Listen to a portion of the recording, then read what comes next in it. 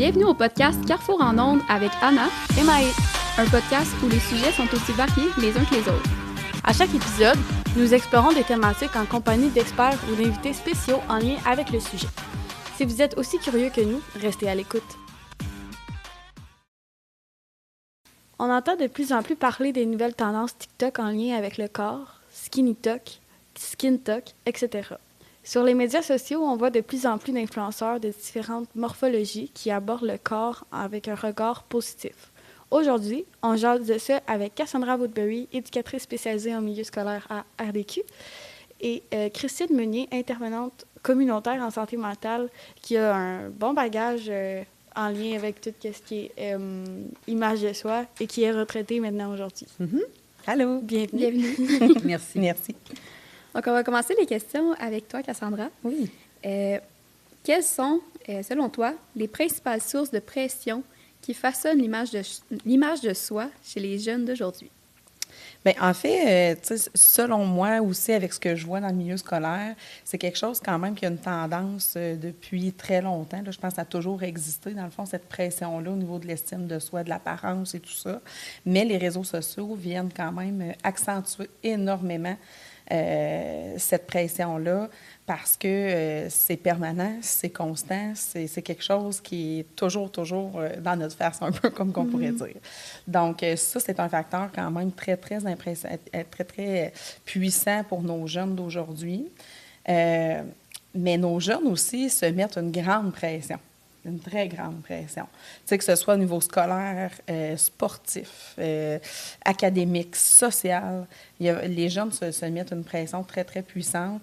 Et ce qu'ils voient constamment dans les réseaux sociaux, c'est ça. C'est l'image parfaite, qu'ils doivent performer au niveau des sports, qu'ils doivent performer, que tout doit être parfait, ce qui est totalement irréaliste. Oui, parce que les gens qui publient décident de publier les bonnes journées. Les journées que ça va moins bien, que tu fais ta patate de sofa, ben tu le mettras pas nécessairement sur les réseaux sociaux. Exact. Non, exactement. Puis, est-ce que tu as vu des changements par rapport à l'image de soi, vu qu'à l'école, ils n'ont plus le droit à leur téléphone, ou vu qu'ils l'ont à la maison, ça n'a pas changé? C'est vraiment une bonne question que tu apportes, Maëlie. Mais ce qu'on voit de différent cette année avec l'interdiction des cellulaires, c'est vraiment les interactions sociales. Okay. Où est-ce que là, les jeunes osent un petit peu plus à aller vers les autres, ce qui est vraiment positif. Est-ce que ça a un impact direct sur l'image de soi? Je suis pas prête à aller là, mais on voit vraiment un changement au niveau des interactions sociales qui, selon moi, est très bénéfique parce que quand tu t'enfonces dans le fond, dans le virtuel, c'est jamais positif autant pour ton image de soi que l'image, que tes perceptions aussi là, que tu peux avoir des autres.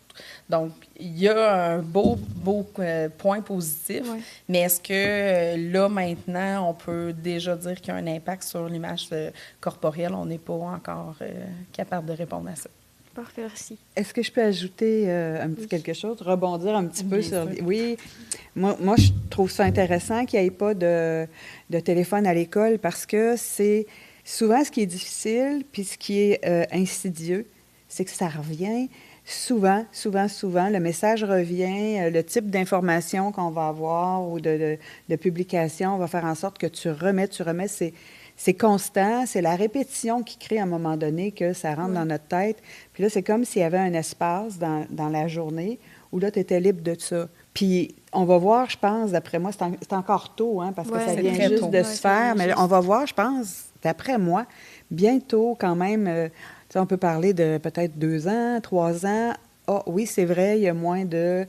mais je pense que le fait d'avoir un espace où on est dégagé de ça, parce qu'on sait qu'on n'est pas obligé d'écouter ça, documenter ça, se comparer à ça, puis se mettre ça entre les 2 oreilles. Mais moi, je trouve ça super positif, effectivement. Puis aussi, ça augmente beaucoup le sentiment d'appartenance. Tu sais, je regarde à l'école, on a un gymnase qui est toujours rempli. Ça vient aussi jouer sur les saines habitudes de vie. On a des midis jeux de société, des midis arts. Là, ça regroupe les élèves. Puis, tu sais, quand tu te sens en confiance, qu'il y a un sentiment d'appartenance, ça aussi, ça vient jouer sur ta perception de toi-même, sur ton estime de toi-même. Donc, Effectivement, moi aussi, je pense qu'éventuellement, dans très peu d'années, on va avoir des résultats quand même très positifs, là.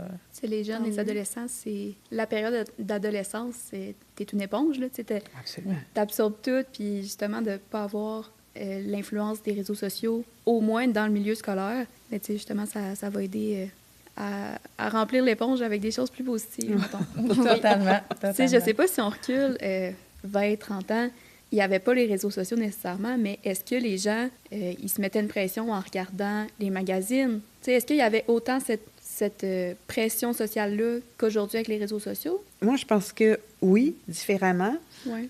Écoute, j'avais fait une conférence, ça fait longtemps déjà, là, je te parlerais de 20 ans presque, où on avait comme regardé l'impact, l'industrie de la beauté, puis comment tout ce qu'ils proposait aux jeunes femmes, notamment parce que c'était vraiment la clientèle cible, plus que les garçons à ce moment-là, surtout. Et on voyait un impact majeur qui était lié à, il faut bien se le dire, que c'est payant en tabarnouche de rentrer dans la tête de quelqu'un qui n'est pas tout à fait correct, puis qui devrait acheter ceci, ou se procurer le plan cela, ou même faire de la chirurgie esthétique ou tout ça pour devenir correct. Il y a des gens qui se mettent beaucoup de sous dans les poches. C'est vraiment lucratif. Le marché de la beauté, donc la mode, l'esthétique, et les parfums, les produits de beauté, ont tout avantage à faire croire aux gens qui leur en manque un peu.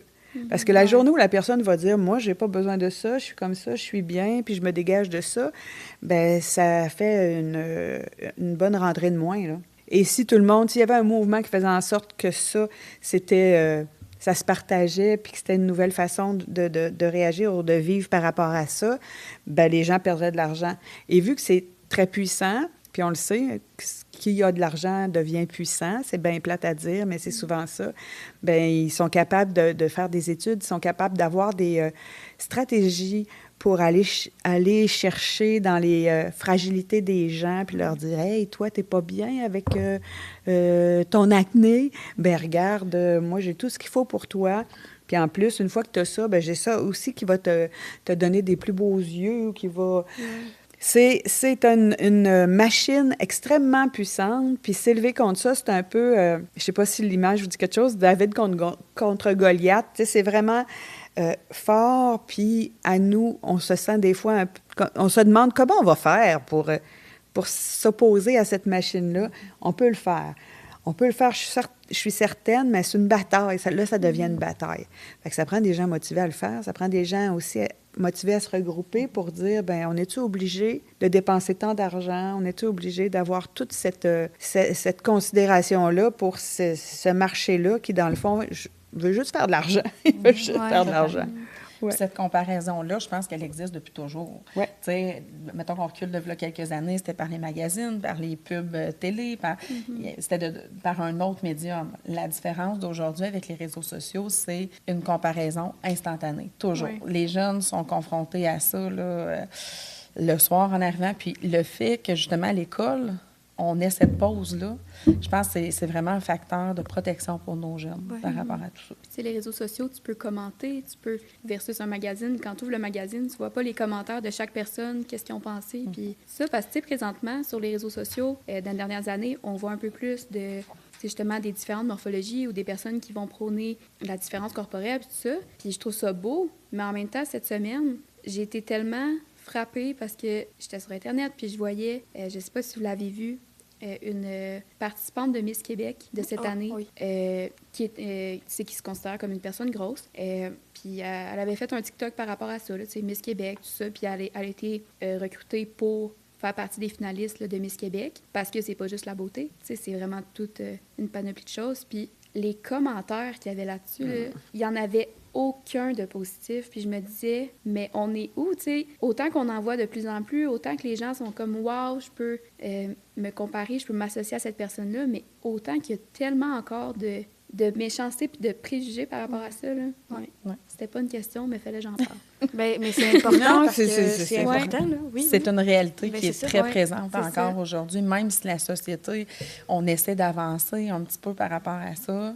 c'est quelque chose qu'on est confronté au quotidien. Tu sais, dans le milieu scolaire, c'est ce qu'on voit. Il y a des jugements, des commentaires. Puis à l'adolescence, tu sais, moi, je suis au secondaire, ces mots-là, ces commentaires-là vont souvent marquer les gens à long terme. Donc, c'est vraiment des aspects où est-ce qu'on on essaie de travailler, mais un peu comme Christine disait tantôt, c'est David contre Goliath, là, dans le sens où est-ce que c'est un combat qui est très, inégal. très... C'est ça, totalement, qui est inégal, mais... tu sais, je pense que c'est en semant des petites graines qu'on réussit à faire des pas par l'avant. Puis de voir aujourd'hui dans les pubs différentes morphologies, c'est comme ça aussi qu'on avance. Mais c'est un débat qui est très, très difficile. Puis c'est une mentalité qui est difficile à faire évoluer. Il y a une société, oui, au Québec, mais tu regardes la société, Hollywood, tout ça, que c'est un monde totalement différent. Fait que, oui, même si au Québec, on fait quand même des avancées sur certaines choses, bien, avec les réseaux sociaux, tu as accès à partout dans le monde. Fait que, tu restes quand même avec des modèles, veux pas, qui reflètent pas nécessairement la réalité. Là. Les modèles qui vont oser comme différents, qui vont oser s'exposer, moi, je pense que c'est vraiment... ça demande beaucoup, parce que c'est eux autres qui vont recevoir les commentaires des autres, puis des fois, c'est trash en tabarnouche qui est dit là. Ah oui, oui. Puis, par contre, moi, je me souviens, quand ça a commencé, il a commencé à avoir de la diversité corporelle sur les réseaux, ou dans la pub, ou peu importe, ou même dans des concours comme celui dont tu parlais, chouette. Moi, ça m'a fait du bien comme personne qui est quand même, on va dire, enrobée, on va dire de même. Ça m'a fait du bien de voir qu'il y a une certaine normalité qui s'installait par rapport à, justement, la diversité des corps, qu'on n'avait pas juste un modèle, celui-là, puis c'est plate que tu aies les cheveux bruns parce que les cheveux blonds, c'est mieux. Fait que ça, moi, ça me fait du bien, mais je sais que les gens qui le font, puis qui vont en avant, puis qui montent aux barricades, c'est eux qui vont payer plus cher. Mais ils le font pour les autres qui sont en arrière de ça, puis qui vont en profiter parce que les autres vont payer moins cher. Fait que ça prend tout un gars, ça prend de la bravoure, du courage, c'est ça.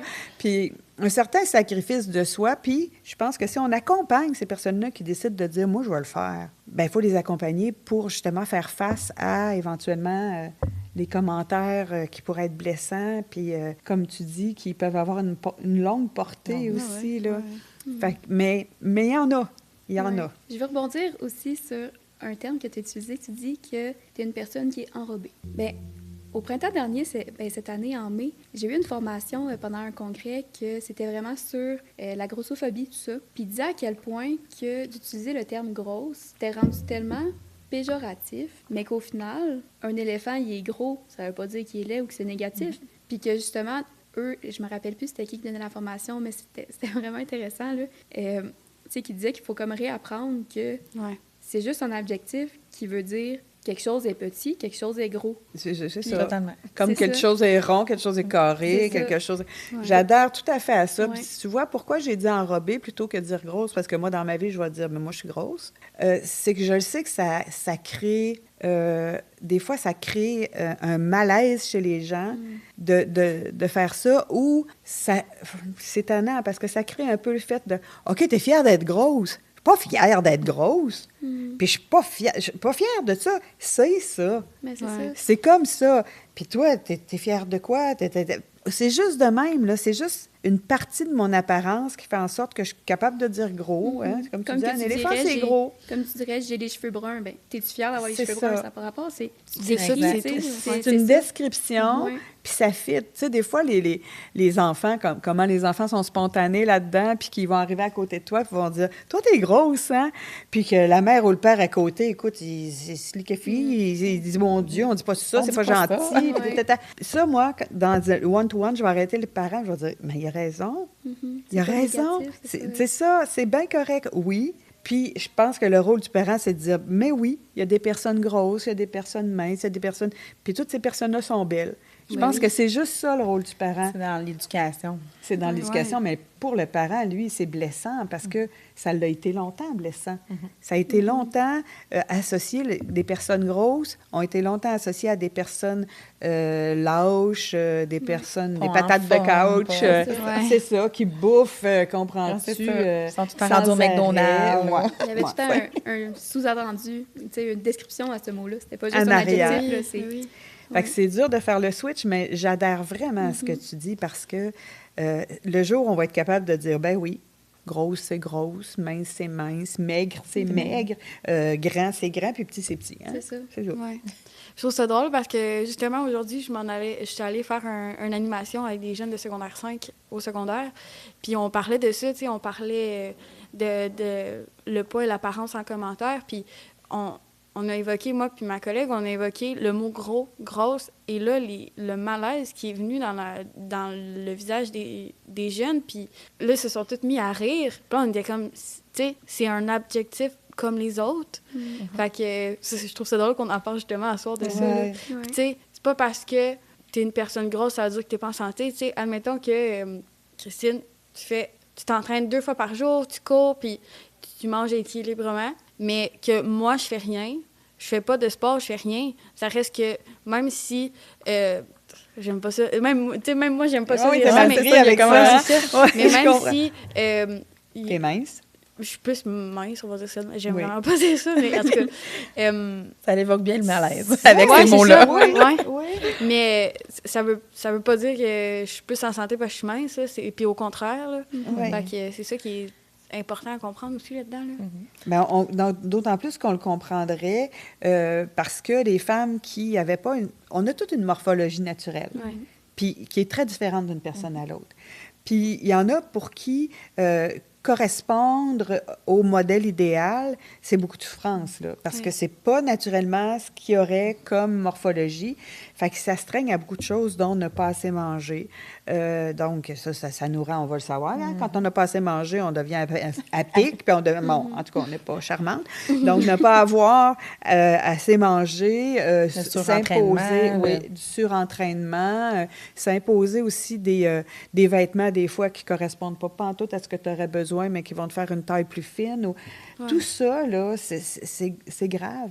Puis, juste parce que il y a un modèle, puis c'est celui-là, puis si tu ne corresponds pas à celui-là, bien, bonne chance pour dans ta vie, parce que ça ne sera pas facile. C'est épouvantable partir avec ça comme prémisse, là.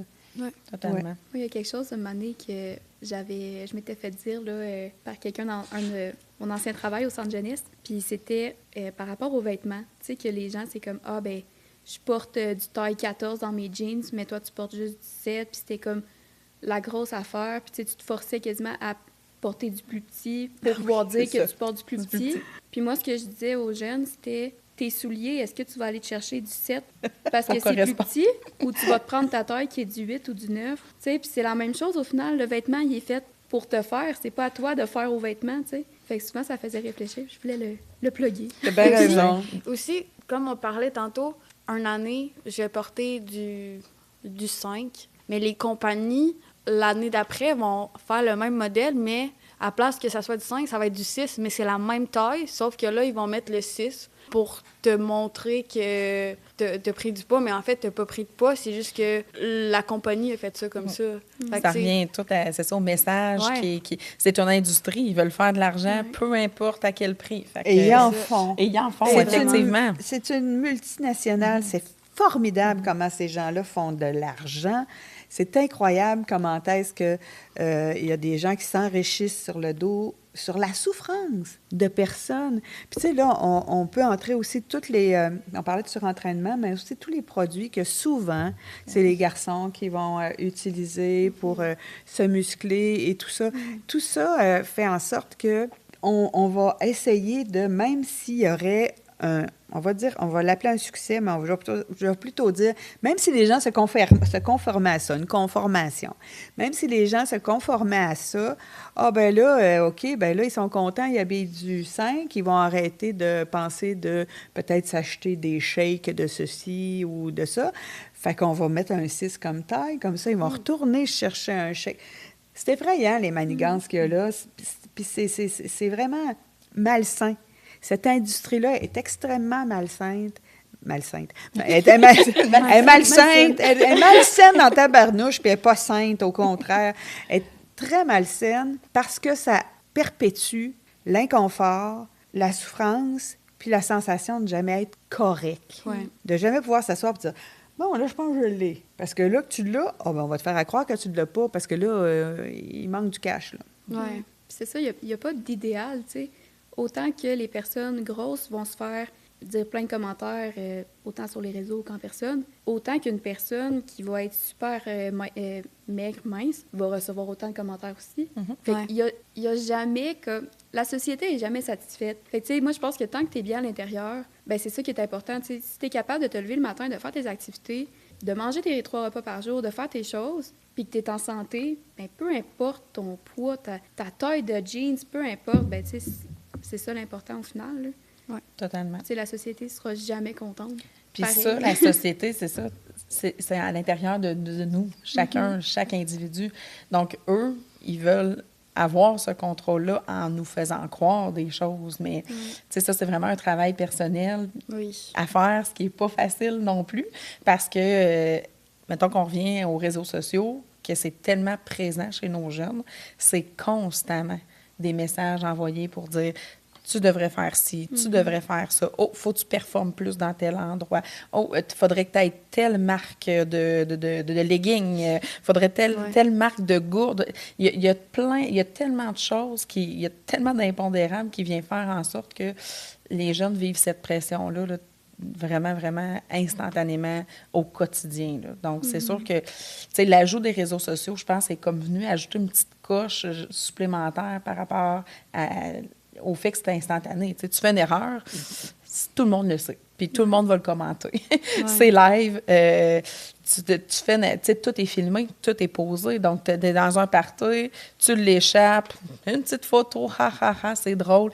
Ce qu'on était moins confrontés, mettons, dans le passé. On a le droit à des erreurs. Tout le monde a le droit à des erreurs. Puis c'est comme ça qu'on grandit puis qu'on se forge, justement, notre identité. Tu sais. Fait que ça, je trouve ça dommage pour nos jeunes de ne pas pouvoir avoir cet espace-là pour... Cette privauté-là. Oui, il n'y a plus rien de privé. C'est ça, il n'y a plus rien de privé. On a le droit à nos réussites et à nos erreurs. Ça fait partie du cheminement. Là. Donc, les jeunes veulent fitter dans le moule. Oui. Mais le moule, il change à chaque jour, ces réseaux sociaux. Là. Fait que c'est l'histoire d'une vie de vouloir fitter dans un moule qui va tout le temps changer. Justement, on va s'acheter une Stanley Cup parce que... C'est ça, les Stanley Cup? Ouais. En tout cas, une bouteille d'eau Stanley. Oh, oui, On va tous s'acheter ça parce que c'est ça la mode. Ben, tu regardes en ce moment, c'est même plus la mode. C'est C'est les Owala. La soeur, c'est Owala. c'est ça. Ouais. Pour dans combien 2 mois, de ça va être temps? autre chose. Pour combien de temps? Fait que t'as fité dans le moule une semaine, ben après ça, ça recommence là encore. Fait que là, ta bouteille, c'est des bouteilles d'eau, ça, dont Oui. vous parlez? Ouais. Ta bouteille d'eau, là, c'est fait pour boire, hein? C'est C'est fait ça. pour mettre de l'eau dedans puis boire. Fait que là, tu vas jeter ta bouteille d'eau puis tu vas aller t'en acheter un autre à gros prix parce que c'est plus la bouteille d'eau du jour. C'est ridicule. Puis en même temps, puis on se dit, comment ça se fait? Comment ça se fait qu'on adhère à ça? Comment ça se fait que ça réussit à nous accrocher? On est-tu épais? On n'est pas épais. Eux qui font la promotion de ça, eux qui ont les stratégies de promotion de ça, sont super brillants. Puis, tu sais, il faut pas se sentir épais d'y croire. Le seul contrôle qu'on a par rapport à ça, par exemple, c'est de se demander, je suis en train de tomber dans quelque chose qui... Dans le panneau, là, de tout ça, là. Puis, qu'est-ce que je fais avec ça? Est-ce que je scrape vraiment ma bouteille machin pour aller m'acheter la bouteille cela? C'est-tu obligé? Fait que ça va être ça, la prise de contrôle par rapport à ça. C'est à peu près la seule chose qu'on peut faire parce qu'ils vont en sortir tout le temps, des machin bouteilles, là. Tout le temps. Moi, une question que j'aimerais poser, c'est comment que la proximité d'une communauté comme le Témiscamingue influence l'estime de soi? Est-ce que c'est un facteur de sécurité ou c'est un projecteur permanent? C'est une très bonne question. Vraiment. Tu devrais la poser. Ouais. Ben, Puis moi, j'ai... La pause? Ah, ta pause, là. Oui. Là, tu dis les mots de la question, là. Oui. Mais On tu sais, peut on peut pour questionner. ma part, là, je vois vraiment les deux aspects. OK. Dans le sens où est-ce que, tu sais, le filet de sécurité, là, c'est sûr, je ramène tout au milieu scolaire, parce que c'est mon milieu de travail, mais le fait d'être dans un petit milieu fait en sorte que les intervenants, les adultes, on est accessible, on est capable d'avoir des yeux sur nos jeunes rapidement, on est capable de saisir les occasions. Quand il y a quelque chose qui se passe, souvent, on le sait déjà. Donc, je pense que ça l'amène vraiment une sécurité supplémentaire, tu sais, d'être dans une petite communauté. Ouais. L'envers de la médaille, que je dirais, un peu comme je parlais tantôt, tu as un party, tu l'échappes, tu fais une niaiserie, tout le monde le sait. Fait que ça l'emmène vraiment comme... Je trouve qu'il y a comme deux côtés à la médaille, à la réponse, là, dans le sens où est-ce que on dirait le fait qu'on est dans un petit milieu, c'est difficile parfois de se permettre l'erreur parce que c'est commenté, c'est filmé, c'est posé. On dirait que le côté d'aspect privé, il est disparu, tu sais.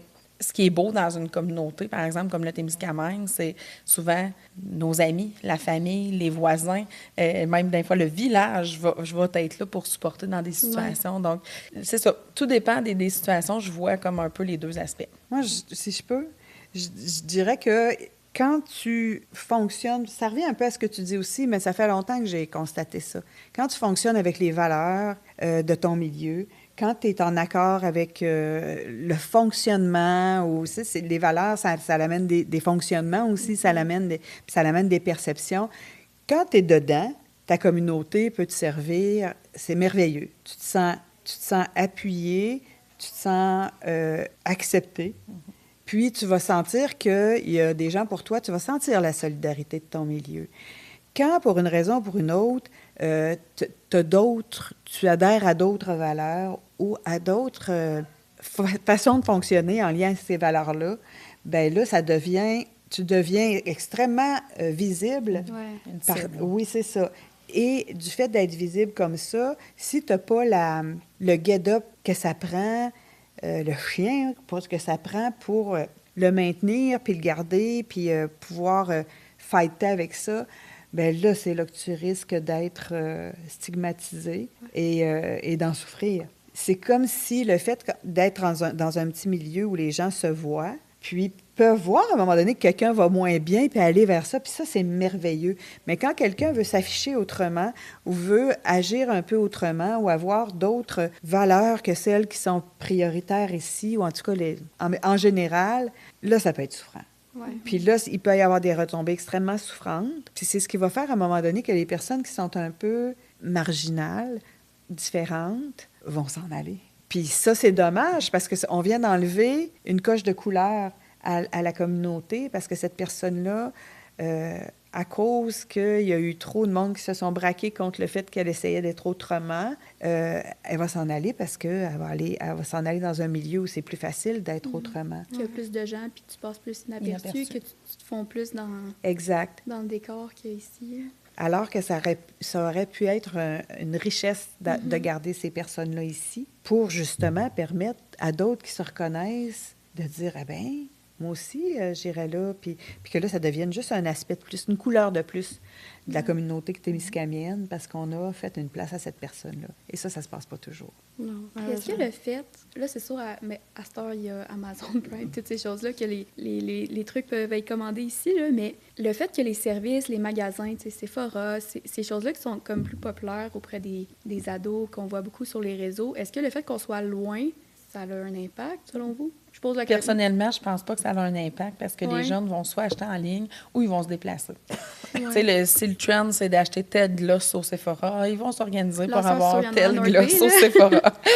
Je suis pas prête à dire que le fait d'être plus loin, ça nous protège de certaines choses. Je pense que les jeunes vont quand même trouver une façon. Trouver un moyen pour embarquer dans tout ça. OK. Est-ce que vous auriez un exercice simple que les jeunes qui nous écoutent pourraient essayer pour essayer de reprogrammer leur discours intérieur pour qu'il soit plus positif au lieu de négatif face à leur image de soi?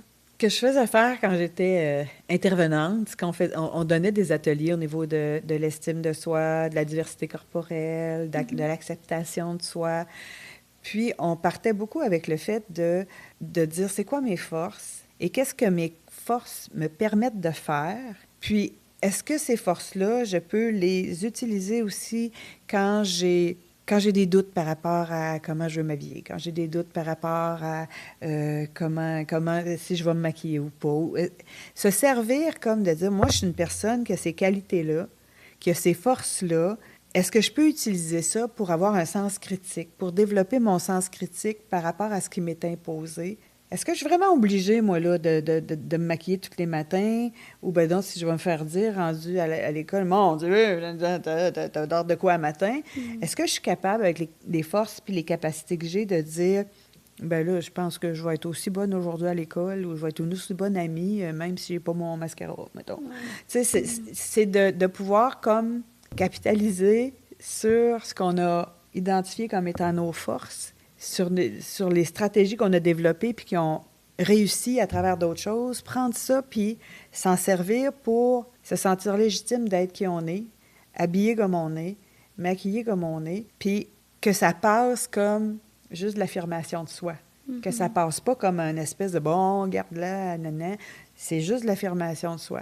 On faisait un genre d'exercice comme ça qui permettent aux gens d'avoir confiance en ce qu'ils sont, avec leurs forces, avec leur vulnérabilité aussi, mais se servir de ça pour dire « moi, je veux m'affirmer avec ça ». Puis m'affirmer, ça peut vouloir dire aussi que je ne veux pas nécessairement correspondre à ça. Je peux vouloir ça, par exemple, mais ça, non. Puis pour faire du pouce, tu sais, je pense que c'est une base d'être capable de bien reconnaître justement ses limites, ses forces. Tu sais, ça, je pense que c'est la base de tout. Mais aussi être capable d'avoir des attentes réalistes sur soi-même. Tu sais, souvent, on se met une pression qui est beaucoup trop grande pour ce qu'on est capable de faire C'est ou de vrai. réaliser. Donc, de revenir à, OK, qu'est-ce que toi, tu souhaites avec tes forces? Est-ce que c'est réaliste? Ou on fait juste cibler un objectif qui est un petit peu différent. Donc, revenir un petit peu à moi, selon mes valeurs, selon mes forces, où est-ce que je suis capable de me rendre, puis d'assumer ça, puis d'y aller à fond. Fait que c'est un petit peu faire du pouce là, sur ce que Christine vient d'aborder. Mais c'est ça, de revenir à cette affirmation de soi-là, de s'accepter comme on est. C'est ça qui fait aussi la couleur de chaque personne. Fait que de perdre des gens au Témiscamingue, justement, à cause de ça, c'est dommage. Quand on fait ça, de se plier à tous ces critères-là qui sont pas nécessairement, avec lesquels on n'est pas nécessairement bien, souvent c'est pour plaire. Bon, être aimé à la base, certainement, mais plaire aussi, faire partie du bassin de personnes qui ont une capacité de séduction, parce que les gens veulent aussi ça, des rencontres comme celle-là, puis des rapports comme ceux-là. Puis, on se rend compte que, tu parlais d'acceptation, puis ça m'a vraiment allumé, on se rend compte que les filles ou les gars qui vont avoir un physique vraiment pas nécessairement conforme à la beauté, de la manière qu'on l'entend, s'ils ont confiance en eux, s'ils assument qui ils sont, s'ils réussissent à habiter leur corps tel qu'il est, mais l'habiter vraiment, deviennent beaucoup plus séduisants dans le regard de quiconque, parce que c'est leur façon d'être, c'est le regard qu'ils ont, c'est leur capacité. Oui, c'est ça. Puis ça c'est ça qui devient séduisant. Puis ça marche même pour les jeunes. Mais c'est sûr que quand tu n'es jamais sûr d'être dans le bon créneau, puis si tu as fait ça correct, puis si tu te demandes, je mets-tu ça, je porte ça, je mets-tu du mascara, là, c'est sûr que ce qui émane de toi, c'est le doute, c'est la peur de ne pas être capable de. Puis l'affirmation, je pense que c'est vraiment, vraiment une clé importante. Oui, une clé importante, merci. Tu sais, quand tu comptes sur ton linge, ton maquillage, si tu comptes là-dessus pour être beau, belle, ben au final, c'est ça, c'est même pas ta beauté intérieure. Tu sais, c'est vraiment, tu essaies de trouver des choses pour bien paraître. Mais tu sais, au final, le corps, c'est tellement juste une enveloppe. La personne, peu importe le corps qu'elle aurait, si en dedans elle est pas bien, ben qu'elle soit grosse, qu'elle soit mince, qu'elle soit... Peu importe, elle va dégager la même chose. Tu sais. Fait que c'est important de se rappeler ça. Si je peux ajouter, tu parlais d'un exercice. C'est pas un exercice pour se convaincre soi ou pour s'aider soi, mais ça, on pouvait avoir des fois dans des activités ou dans notre façon d'être avec les autres. Là, si on veut donner un coup de main, si on portait plus notre regard, puis nos compliments, puis nos encouragements aux gens autour de nous en fonction de, pas leur physique, mais leur qualité autre que leur qualité physique. On parle souvent de ça, le physique, souvent. Puis tu sais, si on s'arrêtait à dire, moi, je te trouve intéressante, toi, parce que je trouve que tu as vraiment vraiment une réflexion. Tu prends ton temps, tu réfléchis avant de poser ta question, tu amènes une autre dimension. Ben là, j'ai pas parlé de tes beaux yeux, puis j'ai pas parlé... Puis ils sont peut-être bien beaux, tes yeux, pareil, ça n'empêche pas. Mais ça donne une autre façon de se faire des compliments, d'aider l'autre à pouvoir s'affirmer, à avoir confiance, puis ça rentre dans l'estime de soi. On donne beaucoup d'importance au physique, on donne beaucoup d'importance au paraître et à de quoi on a l'air, puis comment il faudrait donc avoir l'air, mais on donne pas assez d'importance aux qualités intérieures de la personne. Puis tu sais, ça peut être l'intelligence, ça peut être la gentillesse, ça peut être l'humour, tout ça, c'est là encore. Puis ça, c'est des facteurs ou des attributs qui sont vraiment plus importants que la couleur des yeux, puis le rapport de la taille avec les hanches. Là. T'es plus que ton corps. Oui, Tu vaux tellement plus que ton corps. Oui. Il faut vraiment se le rappeler, que ce qui fait qui t'es, c'est pas ce que je vois, c'est ce que tu dégages, ce que tu es finalement, vraiment. Là. Ouais. Totalement. Pour finir, on dirait, j'irais peut-être avec un petit truc que vous auriez à donner aux jeunes qui nous écoutent. Puis je vais commencer en disant un truc que j'avais déjà, moi, appliqué. On voit beaucoup, justement, sur les réseaux sociaux, qu'il y a beaucoup de pression de n'importe qui, plein de gens. Puis de décider de s'abonner aux bonnes personnes, ça peut tellement changer plein de choses. Il y a beaucoup d'influenceurs prônent la diversité corporelle qui, je pense, c'est de se rattacher à ça, de vraiment choisir à qui tu donnes ton énergie, à qui tu donnes ton temps sur les réseaux sociaux, puis de vraiment sélectionner ce qui te fait du bien à toi, puis pas ce qui va te rajouter une pression. Fait que ça, c'était mon petit bout, mon petit truc que je voulais laisser. C'est un très bon truc. Si vous avez d'autres trucs aussi, là...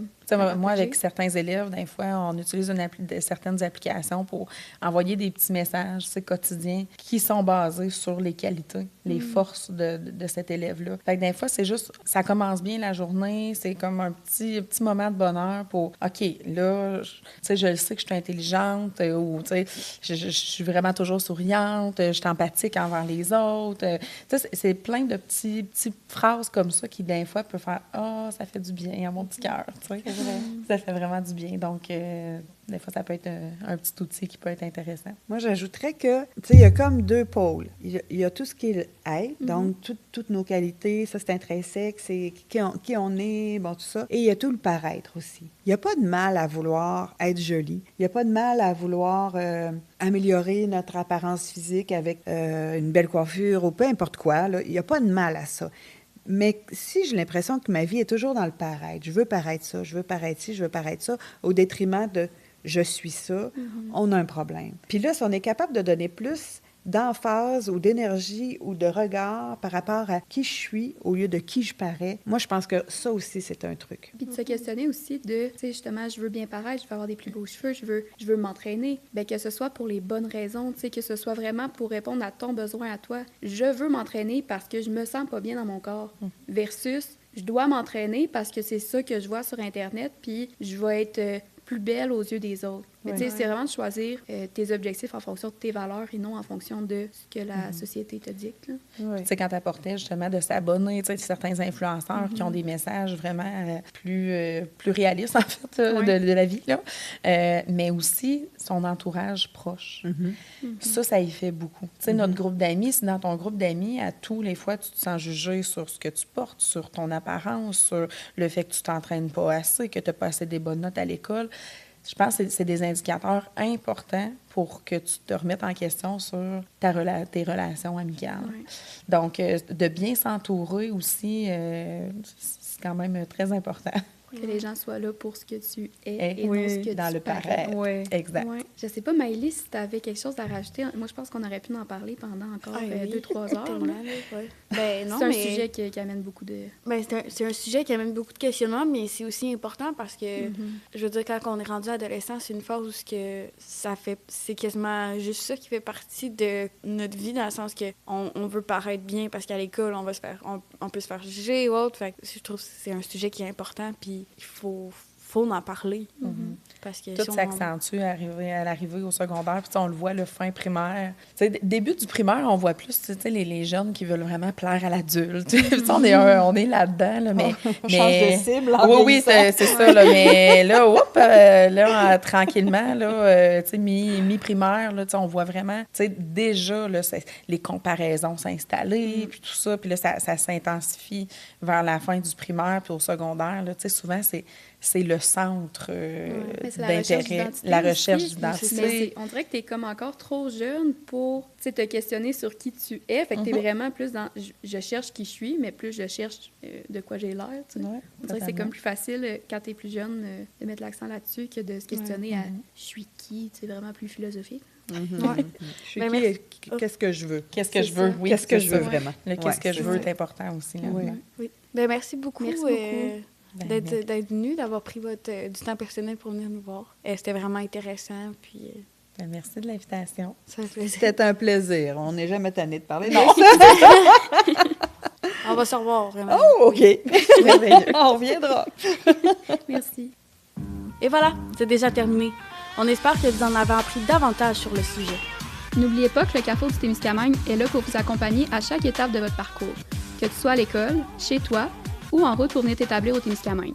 Appelle ou viens nous voir. On se retrouve dans un prochain épisode. À bientôt!